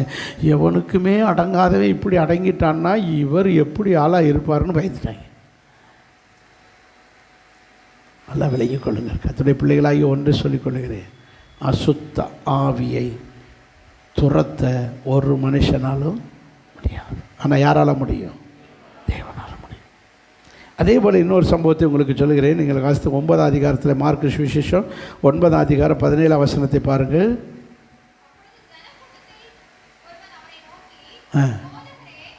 என்ன பாருங்கள், ஜனக்கூட்டம். ஏசப்பா அந்த ஊருக்கு போயிருக்காரு. அங்கே போனால் ஒரு தகப்பன் தன் மகனை கூட்டிகிட்டு வரான். தகப்பனுங்க மகனுக்கு ரொம்ப சின்ன பிள்ளையிலேருந்தே பேய் பிடிச்சிருக்கு. அசுத்தாவி பிடித்த தன் மகனை உம்மிடத்திலே கொண்டு வந்தேன். கொண்டு வந்தது யார்? கூட்டி வந்தது யார் சொல்லுங்க? தகப்பன். தகப்பன். அந்த மகன், அந்த தகப்பன் என்ன சொல்கிறான்? அந்த வசனத்தை வைங்க தம்பி, மறுபடியும் அந்த வருஷம் 17 என்ன சொல்லி சொல்கிறான்? ஏசப்பாவை பார்த்து என்ன சொல்லி சொல்கிறான்? எல்லாரும் சொல்லுங்க. போதகரே. எப்படி கூப்பிட்றான்? போதகரே. என் மகனுக்கு ஒரு ஆவி பிடிச்சிருக்கு. அந்த ஆவிக்கு பேர் என்ன? ஊமையான ஆவி. ஊமையான ஆவி என் மகனை பிடிச்சிருக்குது. இன்னைக்கு நிறைய கிறிஸ்தவர்களுக்கு இந்த ஆவி பிடிச்சிருக்கு. என்ன ஆவி? என்ன ஆவி? யார் அப்படின்னா என்ன? வாயை திறந்து தோத்திரம் சொல்லாதவங்களுக்கு பூரா என்ன பேய் பிடிச்சிருக்கு? வாயை திறந்து தோத்திரம் சொல்லலைன்னா அப்போ உனக்கு என்ன ஆவி இருக்குன்னு அர்த்தம்? ஊமை ஆவி தான் இருக்குது. சரி, இப்போ வருவோம், மேட்ருக்கு வருவோம். இப்போ என்ன சொல்கிறார்? அந்த அவர் தகப்பன் சொல்கிறாருமா, ஏசப்பாட்ட வந்து எப்படி கூப்பிட்றான்? போதகரே. எப்படி கூப்பிட்றான்? இப்படி சொன்னோன்னு ஏசப்பா கோவம் வந்துருச்சு. ஏண்டா என்னை பார்த்தா வெறும் போதகர்னு அர்த்தம் தெரியுமா? டீச்சர்னு அர்த்தம். என்னது? டீச்சர். நான் வந்து ஒரு பைபிள் டீச்சராக தான் உனக்கு தெரியுதோ, ஒரு டீச் பண்ணுறவரை தான் தெரியுதோ, என்னை ஆண்டவர்னு உனக்கு விசுவாசிக்க தெரியலையோ? இப்படி என் மகனுக்கு உம்மிடத்தில் கொண்டு வந்தேன்னு அவனுக்கு அஸ்தாய் பிடிச்சிருக்குனார். அடுத்த வருஷத்தில் அது அவனை எங்கு பிடித்தாலும் அங்கேயே அலக்களிக்கிறது. அவன் நுரை தள்ளுகிறான், பல்லை கடிக்கிறான், சோர்ந்து போகிறான். அது அவனை துரத்தி விட. அப்போ என்ன அர்த்தம்? ஒரு நிமிஷம் என்ன கவனிங்க, எல்லோரும் சேர்ந்து ஒரு அலையிலையா சொல்லுங்கள். என்ன நடந்திருக்கு? இவன்கிட்ட ஏசப்பாட்டை கொண்டு வந்துட்டு, இவர் போதகரே என்னுடைய மகனுக்கு என்ன பிடிச்சிருக்கு, ஆஸ்தாவி பிடிச்சிருக்குன்னு சொன்ன உடனே ஆண்டவர் முகத்தை இங்கிட்டு திருப்பிக்கிட்டார். நீங்கள் வாங்க, நீங்கள் வாங்க, உங்களுக்கு ஜோம் பண்ணி விடுறேன். இந்த ஆள் அப்படியே நிற்கிறாரு. யார்? இவர் கேட்டதோடு சரி. யார? இந்த மகன், என் மகனுக்கு அசுத்த ஊமையான ஆவி பிடிச்சிருக்கு, போதகரே என் மகனுக்கு ஊமையான ஆவி பிடிச்சிருக்குன்னு சொன்ன மாத்திரத்திலேயே ஏசப்பா முகத்தை அங்கிட்டு திருப்பிக்கிட்டார். யார் பக்கம்? வேறு ஆளுகள் பக்கம் திருப்பி அவங்களுக்கு ஜெபம் பண்ண ஆரம்பிச்சிட்டார். இந்த ஆள் இப்படியே நின்றுக்கிட்டே நிற்கிறார். யாரை வச்சுக்கிட்டு? மகனை வச்சுக்கிட்டு. மகனுக்குள்ளே என்ன புகுந்துருச்சு? அஸ்தாவி ஆட ஆரம்பிக்குது, அலக்களிக்குது. என்ன கேட்டால் இவர் கொஞ்சம் கூட ஏசப்பா அந்த தகப்பனை மகனையும் கண்டுக்கவே மாட்டேன்றார், பார்க்கவே இல்லை. அப்போத்தான் என்ன செய்யலான்னு சொல்லி இந்த மகனை கூட்டிக்கிட்டு யார்கிட்ட வர்றாரு? சீசர்கிட்ட. ஐயா, அவங்க பாஸ்டர் என்னை கண்டுக்கவே மாட்டேன்றாரு, அங்கிட்டே திரும்பிக்கிறாரு, நீங்கள் கொஞ்சம் பார்த்து எனக்கு கொஞ்சம் என் பிள்ளைக்கு நீங்கள் எப்படியே நீங்களாவது ஏதாவது பண்ணி விடுங்களேன்னு. இங்கே சீசருக்கு பூரா முக்கி இயேசு நாமத்தில் போ, இயேசு நாமத்தில் போ, முக்கி பேதுரு அண்ணன் நீ ஜோம் பண்ண, போக மாட்டேங்குதுடா நீ ஜோம் பண்ணுறான்னு. ஒவ்வொரு சீசரும் மாறி கத்தி பார்க்குறாங்க, முக்கி பார்க்குறாங்க. அந்த பேய் அசையவே மாட்டேங்குது. விட்டுட்டாங்க. அவர் இந்த கூட்டம்லாம் குறைஞ்ச உடனே அப்புறம் உங்களுக்கு ஜோம் பண்ணுவார்னு கொஞ்சம் நேரம் நில்லுங்கன்னு விட்டுட்டு போயிட்டாங்க. யார் சொல்லுங்கள்? சீசர். இப்போ போய் ஏசப்பாட்ட நிற்கிறார். கூட்டம் கொஞ்சம் குறைஞ்சோடனே உம்முடைய சீசர்கள்ட்ட கொண்டு போனேன், அவங்கள்ட்ட கூட முடியாமல் போயிடுச்சு. அப்படியா? சரி, அடுத்த வருஷத்தை பாருங்கள். அடுத்த வருஷம் 21 தம்பி அவருடைய தகப்பனை நோக்கி இப்போ இயேசு மறுபடியும் பேச்சு கொடுக்குறாரு. எப்படி கேட்குறாரு? தகப்பனை நோக்கி இது இவனுக்கு உண்டாகி எவ்வளோ நாளாக இருக்குது பிரதர் அப்படின்னு கேட்குறாரு. யார்கிட்ட? தகப்பன். ஐயா, அவன் சின்ன வயசுலேருந்தே அவனுக்கு அலக்கழிப்பியா, அவன் பள்ளிக்கூடத்தில் எல்கேஜியில் சேர்த்ததுலேருந்தே அவனுக்கு என்ன இருக்குது, பேய் பிடிச்சி அலக்கழிக்குது அப்படின்னா. அப்படியா சின்ன வயசுலேருந்து இருக்கோ? ஆமாம். அடுத்து வயிறு அட்டாக்குன்னு என்னதான் பண்ணிச்சுட்டு இருக்கீங்க? இவனை கொல்லும்படிக்கு அநேக தரம் தீயிலும் தண்ணீரிலும் தள்ளிட்டு. அப்படியா? எப்போ குளிக்க போவான், இந்த மழை வந்து குத்தப்பஞ்சானில் தண்ணி வரும், அப்படியே அவங்க குளிக்க போவான்னா அப்படியே இழுத்துரு தண்ணிக்குள்ளே தள்ளிடும், நாங்கள் தான் பிடிச்சி காப்பாற்றுவோம், இப்படி ஒன்று ஒன்றா சொல்கிறான். அப்படியா? இப்போ என்ன செய்யணும்? நீங்கள் எப்படி ஆகில அவனை என்ன செய்யுங்க, உதவி செய்யக்கூடுமானால் உதவி செய்ய வேண்டும். ஓஹோ, அப்படியா? அடுத்த வருஷம் இயேசு அவங்க தகப்பனை நோக்கி சொல்லுங்கள். இயேசு இப்போ மறுபடியும் தகப்பனை நோக்கி இந்த பயலுக்கு எதனால் இப்படி இன்னும் சுகமாகாமல் இந்த பேய் போகாமல் இருக்குன்றதுக்கு ரீசன் சொல்லுவோன்னு சொல்லி இயேசுவா டாபிக் ஆரம்பிக்கிறார். நீ விசுவாசிக்க கூடுமானால் விசுவாசிக்கிறவனுக்கு எல்லாம் நடக்கும். அப்போ அவன் சொல்கிறான். ஆமாம். அப்போ தான் தன்னுடைய தப்பை உணர்றான். அப்போ தான் அவன் தன்னுடைய இதை கூட. இன்றைக்கி நிறைய விசுவாசிகள்கிட்ட பிரச்சனை தீராமல் இருக்கிறதுக்கு காரணம் பேர் தான் கிறிஸ்தவனை ஒரிய, பேர் தான் விசுவாசியை ஒரிய, அவங்ககிட்ட என்ன இல்லை சொல்லுங்கள். சும்மா முன்னாடி வந்து நின்று ஜெபம் பண்ண வர்றாங்களே ஒழிய உள்ளுக்குள்ளே என்ன இல்லை, விசுவாசம் இல்லை. சபைக்கு வர்றாங்களே ஒழிய என்ன இல்லை, கவனிச்சுக்கோங்க. விசுவாசத்தை கொண்டு தான் நாம் சாதிக்க முடியும். ஆண்டவர் மேலே சரியான விசுவாசம் வைக்கணும். நீ விசுவாசித்தா தாப்பா உனக்கு கிடைக்கும். நானும் வந்ததுலேருந்து பார்க்குறேன், என்னை ஆண்டவர்னு சொல்ல மாட்டேன்ற, எப்படி தான் சொல்கிறேன், போதகரேன்னு சொல்லிக்கிட்டு நிற்கிறேன். நான் என்ன, ஆண்டவரே எனக்கு ஒரு உதவி செய்யணும், உடனே கிடச்சிருக்கும். அப்போ நீ என்னை யாரா விசுவாசிக்கலை? ஆண்டவரை விசுவாசிக்கிற, யாராத்தான் விசுவாசிக்கிற? போதகராத்தான் விசுவாசிக்கிற. நானும் சரி கொஞ்சம் வியாதியை கூட்டி பார்ப்பேன், இந்த பேயை ஆட விட்டு பார்ப்போன்னா அதுக்கு பிறகாது நீ என்னை ஆண்டவர்னு சொல்லுவாயின்னு பார்க்குறேன். என்னை ஆண்டவராக விசுவாசிக்க மாட்டேன்ற. அப்போ நீ சரி நீ சொல்லி பார்க்குறாரு, நீ விசுவாசிக்க கூடுமானால் உனக்கு என்ன செய்யும்? ஆகும்னு சொல்கிறார். இப்போ தான் அவன் சொல்கிறான், அந்த ஆள் பிள்ளையின் தகப்பன், விசுவாசிக்கிறேன் ஆண்டவரே. இப்போ தான் ஆண்டவரை வரது பாருங்க. இவ்வளோ நேரம் என்ன சொன்னான்? போதகரேன்னு சொன்னவன் இப்போ தான் விசுவாசிக்கிறேன் போதகரே அப்படியே சொன்னான். விசுவாசிக்கிறேன் ஆண்டவரே. இந்த வார்த்தையை சொன்ன மாத்திரத்தில் நம்ம அப்பாவுக்கு பிடிச்சி போச்சு. ஏன்னா விசுவாசம் தான் அற்புதத்தை கொண்டு வரும். விசுவாசம் தான் அது. உன் விசுவாசம் உன்னை. இப்போ நல்லா கவனிக்கங்க. கானானிய ஸ்திரீ ஒருத்தி தன் மகளுக்கு என்ன பிடிச்சிருக்குன்னு வந்தான். சொல்லுங்கள், பேய் பிடிச்சிருக்குன்னு வந்தாலும் வந்து அவட்ட கேட்டான், ஆண்டவரே எப்படியாவது கொஞ்சம் சுகமாக்குண்டவர். போமா பிள்ளைக்கு அப்பத்தை நான் எங்கள் ஜனங்களை சுகமாக்குன்னு வந்திருக்கேன், நீ வேறு வந்து பின்னாடி வந்து நாய்க்குட்டி மாதிரி அலைஞ்சிக்கிட்டே வர. ஐயா மேஜையில் இருக்க துணிக்கு மிச்சத்தை மீதி நாய்க்குட்டியை போட்ட மாதிரி என் பிள்ளைக்கு கொஞ்சம் வச்சைங்கய்யா. அந்த அம்மா கேட்குறத பார்த்தோன்னே மனசே உடஞ்சி, போமா நீ வீட்டுக்கு போகிறக்குள்ளே அந்த பேய் போயிருக்கும், உன் மகன் நல்லா இருப்பா போகணும். அப்படின்னா என்ன தெரியுது? அவர் பேயை துரத்த நினச்சா இங்கேருந்து கூட மெட்ராஸ் பேயை துரத்துவார். ஹலோ, இங்கே இருந்துக்கிட்டு கூட அமெரிக்காவில் இருக்க பேயை துரத்த முடியும். அவருக்கு அவ்வளவு வல்லமை உள்ள தெய்வம். ஆனால் கூடவே நிற்கிறாரு, இங்கே சுருண்டு சுருண்டு ஆடிக்கிட்டு கிடக்கு ஒரு பேய். மகனுக்குள்ளே இருக்கிற பேய் என்ன செய்யுது? அலக்களிக்குது, நொற தள்ளுது, ஊமையாக இருக்கு. அது எப்படி சொல்லியிருக்கு? ஊமையும் பாருங்கள் 22ஆம் வசனத்தில் பாருங்கள், 25 எப்படி சொல்லியிருக்கு? அதாவது 25 தான் வைங்க, 25 வைங்க தம்பி, 25 வைங்க. ஊமையும் செவிடுமான ஆவியே இவனை விட்டு புறப்பட்டு போ. இந்த ஆவி என்னெல்லாம் செஞ்சிச்சு? 22ல் இல்லை அதுக்கு முன்னாடி நுரை தள்ளி அலக்களித்தது. என்ன செஞ்சது பாருங்கள், இந்த பாருங்கள், அதை வாசிங்க, அதை வாசிங்க. 20ஆம் வசனம். அந்த ஆவி அவனை அலக்களித்தது. ஃபஸ்ட்டு என்ன செஞ்சது?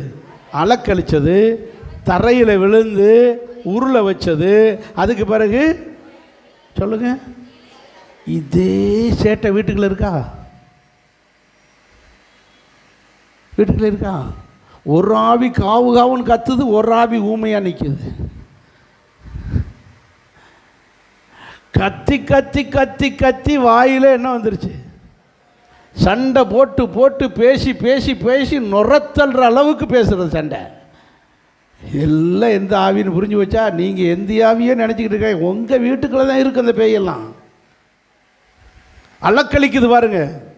சொன்னதையே திரும்ப திரும்ப சொல்கிறது, திரும்ப திரும்ப சொல்லிக்கிட்டு சண்டை இழுக்கிறது, திரும்ப திரும்ப சொல்லிக்கிட்டு நுரத்தல்ற அளவுக்கு பேசுறது. ஹலோ, மனுஷனால் இது துரத்த முடியாது. நம்ம என்ன சொல்ல, மனுஷனால் உன்னை திருத்த முடியாதுன்னு சொல்லுவோம். மனுஷனால் இந்த ஆவியை திருத்த முடியாதுன்னு சொல்லக்கூடாது. மனுஷனால் இந்த ஆவியை துரத்த முடியாது. இந்த நாளிலே கர்த்தர் துரத்த போகிறார். ஆமென். இனி வீடு நிம்மதியாக இருக்கும், சண்டை இருக்காது, நுரத்தள்ளுதல் இருக்காது, அலக்களிப்பு இருக்காது, வீட்டுக்குள்ள சமாதானம் வரும். எத்தனை பேர் விசுவாசிக்கிறீங்க? ஆமென். சண்டை போடக்கூடாதுன்னு ஒரு ஆள் அமைதியாக இருந்தாலும் இன்னொரு ஆள் வம்பு இருக்கும். அதுக்கு ஊமாவி, இதுக்கு சண்டை போடுறாங்க. நிறைய விசுவாசிகளுக்குள்ளே பாருங்கள் ஊமாவி நிறைய இருக்குது. சர்ச்சில் வந்து ஆராதிக்காமல் அப்படியே நிற்கிறது. ஊமையும் செவிடுமான ஆவியே, சூம்பின கையை உடைய ஆவியே, கையை தட்டாத கையெல்லாம் என்ன ஆவி சொல்லுங்கள்? காணிக்கை போடாத கையெல்லாம் சூம்பின கையை உடைய ஆவியே. இந்த மாதிரி அசுத்தாவி பிடிச்சது மாதிரி நிற்கிறது. வாயை திறக்கிற கிடையாது, கையை தட்டுற கிடையாது, துதிக்கிற கிடையாது, ஸ்தோத்திரம் சொல்லு. எதுக்கு தான் சர்ச்சுக்கு வந்திய? ஊமையும் செவிடுமான அலக்களிக்கிற ஆவியை வெளியேறி. பரவாயில்லையே, நல்ல துரத்துறீங்களே. இதுக்கெல்லாம் காரணம் என்ன தெரியுமா?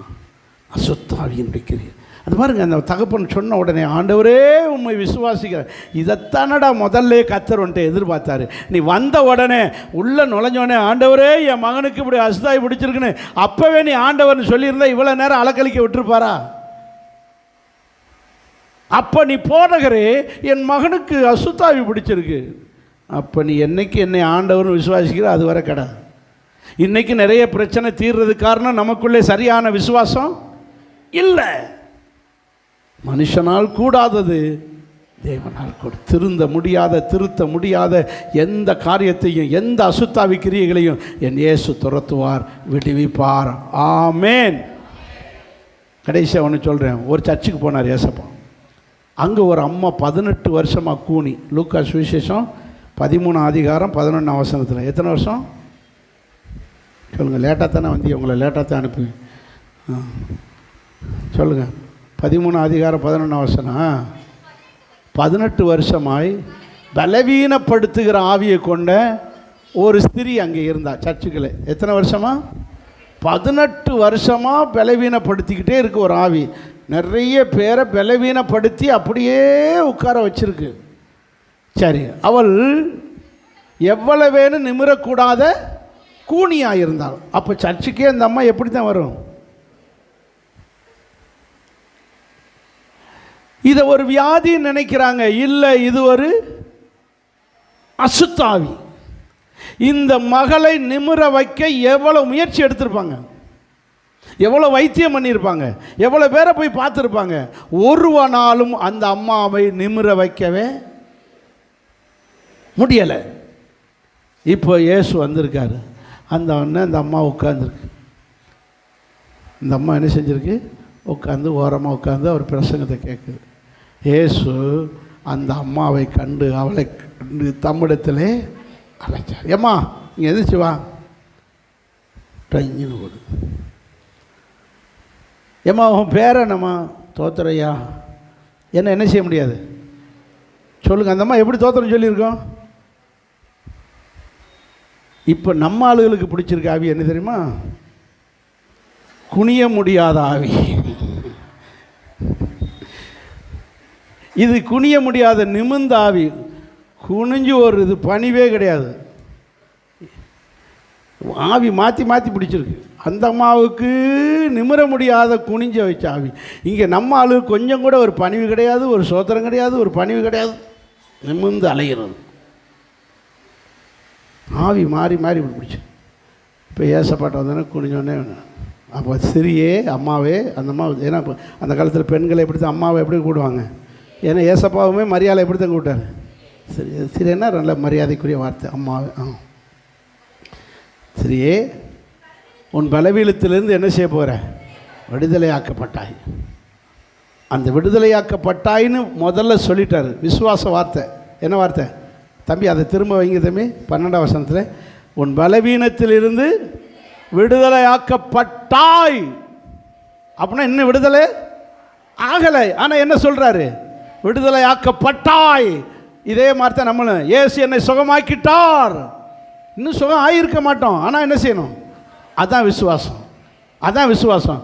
விடுதலாக்கப்பட்டாய்ன்னு சொல்லிட்டு கையை நீட்டுறாரு. அவள் மேல் தன் கையை வைத்தார். இதுதான் அந்த வார்த்தையிலேயே பாதி. அப்போ இயேசு எனக்கு என்ன கொடுத்துட்டாரு? இப்படித்தான் நம்ம விசுவாசிக்கணும். இப்படி தான் நம்ம விசுவாசிக்கணும். பாலியாங்கிச்சோ சொல்கிறாரு, அவர் முத சர்ச்சை ஆரம்பித்தப்போ சர்ச்சில் ஒரு விசுவாசி கிடையாது. மாமியார் தான் விசுவாசி. மனைவியும் மாமியார் தான் விசுவாசி. பிள்ளை கை கொலை, புதுசாக கல்யாணம் முடிச்சு விசுவாசிகளே கிடையாது. வெறும் பாய்க்கு தான் பிரசங்கம். வெறும் பாய்க்கும் சேருக்கு தான் உட்கார வச்சு பிரசங்கம் பண்ணாங்க. மாமியாருக்கு தான் பிரசங்கம். மாதக்கணக்காக மாமியாருக்கு. அது திருந்தாத ஜென்மம். இவனுக்கு போய் பொண்ணை கொடுத்தமேன்னு அந்த அம்மா வேறு வந்து போய் உட்காந்துக்கிட்டு இருக்கு. ஏன்னா சபையில் என்ன கிடையாது. அப்போ என்ன செய்வாங்க? ஆண்டவரே எனக்கு இந்த பைபிள்லாம் வச்சு பிரசங்கம் பண்ணுறதுக்கு ஒரு டேபிள் வேணும், அசந்த நேரம் உட்கார்றதுக்கு ஒரு சேர் வேணுமே ஆண்டவரே அப்படின்னு இவர் ஜெபம் பண்ணுறாரு. ஜெபம் பண்ணிட்டு வரணும். ஆண்டவரே எனக்கு சேரு புல்பீட்லாம் டேபிள்லாம் தந்ததுக்காக உமக்கு ஸ்தோத்திரம் ஆண்டவரேன்னு சொல்லுவாராம். அது மாமியார் சிரிக்குமா அங்கே உட்காந்து. லூசு பிடிச்சவளுக்கு போய் பொண்ணை கொடுத்துருக்கேன் பாரு. ஒன்றுமே இருளை, டேபிளும் கிடையாது, சேரும் கிடையாது. இந்த ஆள் லூசு பிடிச்ச மாதிரி என்ன சொல்லிக்கிட்டு இருக்கேன்? எனக்கு டேபிள் சேர் தந்ததுக்காக ஸ்தோத்திரம் ஆண்டவரேன்னு சொல்லுவாங்க. அப்புறம் ஆராதனை முடிஞ்சிடும். மாமியார் எங்கே குடும்பமாக தானே ஆராதனை, யாரும் விசுவாசி இல்லை. இன்றைக்கி பாருங்கள் 10 லட்சம் விசுவாசி அவர் சபையில். அல்லையா சொல்லுங்கள். அது ஆரம்பம் அப்படி தான் விசுவாசம். அப்படின்னா வீட்டுக்கு போனோன்னா மாமியாருக்கு அடித்தான். மாமியாருக்கு மருமன்ட்ட மரியாதை பேசாதில்ல. அது மகட்ட சொல்லி, என்ன உங்கள் வீட்டுக்கார் லூஸ் பிடிச்ச மாதிரி டேபிள் வந்தது மாதிரி சொல்கிறாரு, டேபிளை தந்ததுக்காக தோத்துறன்றாரு, சேர் தந்ததுக்காக தோத்துறன்றாரு, என்ன அப்படின்னு சொல்லி லூஸ் பிடிச்சி வச்ச அவங்க வீட்டுக்காரர் சொல்லி திருத்து போ அப்படின்னு அவங்க அம்மா மகட்ட சொல்லியிருக்கு. இது மனைவி என்ன செய்யுது, வீட்டுக்காரர், ஏங்க இப்படிலாம் சொல்கிறிய, எங்கள் அம்மா ஒரு மாதிரி நினைக்கல, ஆண்டவர் தந்ததை மட்டும் சொல்ல வேண்டியதானே, எதுக்கு இப்படிலாம் சொல்லிக்கிட்டு கிடைக்கிய அப்படின்னு சொல்லி. லூஸு, ஆண்டவர் தந்துட்டார்டி, நீ வேற யார் சொல்கிற, எங்கே தந்தாருன்னு எங்கே இப்போ காட்ட வேண்டியதானே. எங்கள் அம்மா பார்த்து சிரிக்குதில்ல உங்களை பார்த்து இப்படி சொல்லும்போது. கேட்குறேன், உன் வயிற்றுக்குள்ள குழந்தை இருக்கா? அப்போ இந்த அம்மா என்ன செய்யுது, மாசமாக இருக்குது, உன் வயிற்றுக்குள்ள குழந்தை இருக்கிறத நீ நம்புறீல, நீ உங்கள் குழந்தைய இப்போ காட்ட முடியுமா உன்னால்? எப்படி பிடிக்கிறார் பாருங்க. உன் வயிற்றுக்குள்ள குழந்தைய இப்போ காட்ட முடியுமா? காட்ட முடியாதுல்ல. ஆனால் உள்ளே இருக்குல்ல, இதுபோல் எனக்கு தந்துட்டாரு, ஒரு நேரம் வரும் நான் காட்டுவேன். இப்படி தான் வரலையாவா? உங்களுக்கு போய் சொன்னேன் பாருங்க.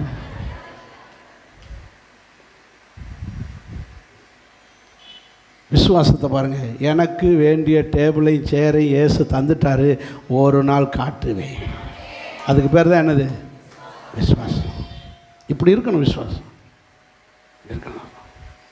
ஆண்டோடைய பிள்ளைகளே, இப்போ இந்த அம்மாவை பார்த்து கையை நீட்டுறாரு. உன் விசுவாசம் உன் பலவீனம் நீங்கிட்டுமா சிறியே என்று சொல்லி அவள் மேல் என்ன வைத்தார், கையை வைத்தார். கையை வைச்ச மாத்திரத்தில் உடனே கூனியாயிருந்த அம்மா என்ன செய்கிறா, நிமிருகிறாள். ஏன் நிமிருகிறாள்? அவளுக்குள் இருந்த ஆவி, அது கீழே படித்து வாசு, அடுத்த வருஷத்தை பாருங்கள். அவளுக்குள் இருந்த ஆவி அவளை விட்டு நீங்கின உடனே தானாக கூனி என்ன செய்கிறாள், இதாங்க ரகசியம். சில ஆவிகள் நம்முடைய குடும்பத்துக்குள்ளே குழப்பத்தையும் பிரச்சனைகளையும் கஷ்டத்தையும் வியாதிகளையும் கொண்டு வரும்.